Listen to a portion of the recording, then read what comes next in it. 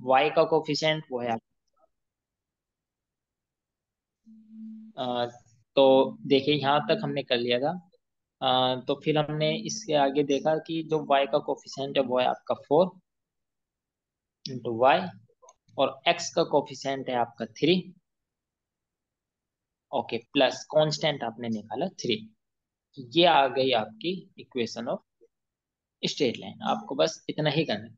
तो सबसे पहले अगर आपको कोई भी दो पॉइंट अगर आपको गिवन हो, तो आप इस तरीके से इक्वेशन ऑफ स्ट्रेट लाइन निकालें। तो जैसे आप इसको कर सकते हैं, क्वेश्चन लिख सकते हैं जैसे बहुत सारे। मान लीजिए आपको फाइंड करना है, find the equation of straight line which passes through.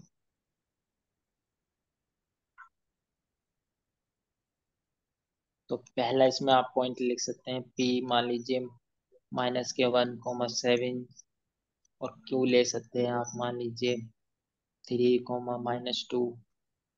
कोई भी दो पॉइंट मान लीजिए इसमें लिख सकते हैं आप 0, 2, और इसमें लिख सकते हैं आप 3, 0। और थर्ड आप लिख सकते हैं जैसे ये पी लिख सकते हैं आप, मान लीजिए पहला पॉइंट आप लिख सकते हैं 7, -3, और इसमें आपको लिख सकते हैं मान लीजिए -5, 2, और लास्ट आप लिख सकते हैं ऐसे। पहला पॉइंट मान लीजिए आपका 0, 0 हो गया, तो मान लीजिए 0, -5, और क्यू आप लिख सकते हैं -6, 0। तो आप ये सब कर सकते हैं। तो इन सवालों की आप प्रैक्टिस कीजिए। तो कोई भी find the equation of straight line which passes through the given 2 points. तो जब भी इस टाइप के आपको सवाल मिलेंगे तो आपको बस सेम वही मेथड आपको जैसे पीछे बताया ऐसे ही करना है। तो आपको 2 पॉइंट लिखने हैं आपको ऐसे, और फिर आपको ये करना है। तो बस इसमें आपने आज की दो टॉपिक सीखे हैं। तो सबसे पहले जो टॉपिक आपने सीखा था वो सीखा था कि ये तो था कि 2 पॉइंटों से गिवन हो, और जो सब उससे पहले सीखा था वो 1 पॉइंट से था कि 1 पॉइंट आपको अगर गिवन हो, 1 पॉइंट और एक एंगल, तब आप उसकी कैसे इक्वेशन लिखेंगे। तो आप इन सब के मतलब एक बार सवालों की ओरिजिन प्रैक्टिस वाला करें। रिवाइज करवाएंगे प्लीज। ओरिजिन से जब जाती है कोई लाइन, जब स्ट्रेट लाइन की इक्वेशन क्या होगी, एक बार रिवाइज ओके करवा ओके दीजिए ओके, शॉर्ट। जो हमने कल हमने सीखा था वो वाला ना। हाँ जी, हाँ जी। ओके, तो देखिए उसमें हम शॉर्ट में अगर हम उसको देखें, तो ओरिजिन से जब पास होगी कोई भी स्ट्रेट लाइन, तो कोई ना कोई एंगल जरूर बनाएंगे। मान लीजिए वो एंगल कुछ भी हो सकता है, मान लीजिए वो थीटा 30 हो सकता है, 60 हो सकता है, 90 हो सकता है, 120 हो सकता है, कुछ भी हो सकता है। मान लीजिए हम थीटा जो है 60 लेके चल रहे हैं। तो अगर हम इससे इक्वेशन ऑफ स्ट्रेट लाइन लिखेंगे, तो सबसे पहले तो आप मुझे बताइए 60 डिग्री की बोधायन संख्या क्या क्या होंगी। Sir, actually take 90 because if you take 90, then y-axis will come 0. Then how will the equation happen? सबसे पहले तो आप 90 की बोधायन संख्या बताइए क्या होगी। 90 की प्रधान संख्या है 0 and 1. 1 second. 011। 0, 1, 1. Okay, 0, 1 and 1। बस जब आपको जो है इसके जो ये बोधायन नंबर आपको जब पता चल जाते हैं, तब आप आसानी से जो है इक्वेशन ऑफ स्ट्रेट लाइन लिख सकते हैं। तो उसमें हमने क्या किया था कि जब हमने इक्वेशन लिखी थी, तो हम इसकी सबसे टेबल बना लेते हैं, आसानी से पता चल जाएगा। तो सबसे पहले थीटा आ जाता है, फिर बेस आ जाता है, फिर परपेंडिकुलर आ जाता है, और फिर आपका हाइपोटेनस आ जाता है। ओके, तो इसमें जो आपका 90 डिग्री है, अगर इसमें जो बेस है वो 0 और परपेंडिकुलर है 1। ओके, और जब आप लाइन लिखोगे तो इसमें लिखना पड़ेगा आपको x, और इसमें लिखना पड़ेगा आपको y।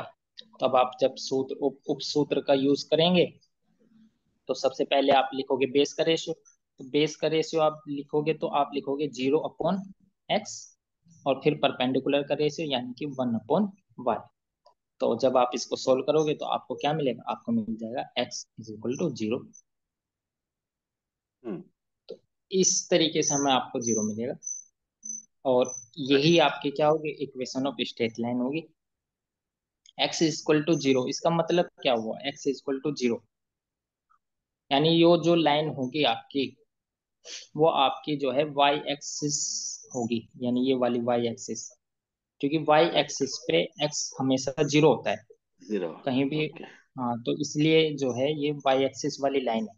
इसका मतलब है ये कौन सी लाइन है, ये वाई एक्सिस है। Axes, okay.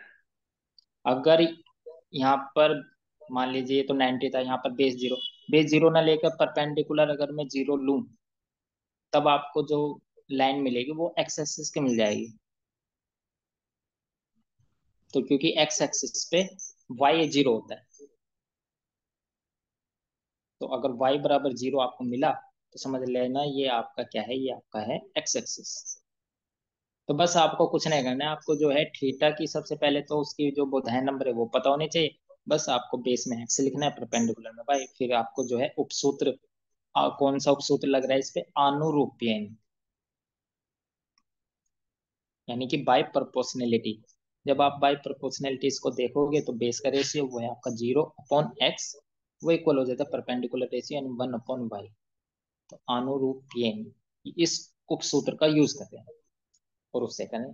अब आप जो है थीटा जो है 60 रखिए यहाँ पर, तो 60 के लिए आप करिए, बताइए क्या होगा। थीटा है अगर आपका 60, तो 60 की सबसे पहले तो बोधायन संख्या बताइए क्या होती है, क्या होती है वन 60? वन, 1√32। 1√32। बस, बस अब आपको क्या करना है, यहाँ पर x यहाँ पर y, और जब आप उपसूत्र लगाएंगे अनुरूपियन तो आपको मिल जाएगा 1/x इज इक्वल टू, अब इसका रेशियो यानी कि √3/y। अब आप कर दो क्रॉस वाइज मल्टीप्लीकेशन तो आपको मिल जाएगा 1 × y is equal to √3 × x, तो यानी कि ये मिल जाएगा आपको y is equal to √3x। तो ये आपको मिल गई इक्वेशन ऑफ स्ट्रेट लाइन, जो ओरिजिन से पास हो रही है और एक्स एक्सिस से इतना एंगल बना रही है। तो ये उस लाइन की इक्वेशन है। तो ये कुछ ऐसे हो जाएगी, ये ओरिजिन से पास हो रही है और ये थीटा जो है 60 डिग्री बना रही है, तो ये इस लाइन की इक्वेशन आ गई, y is equal to √3x। ये स्ट्रेट लाइन है।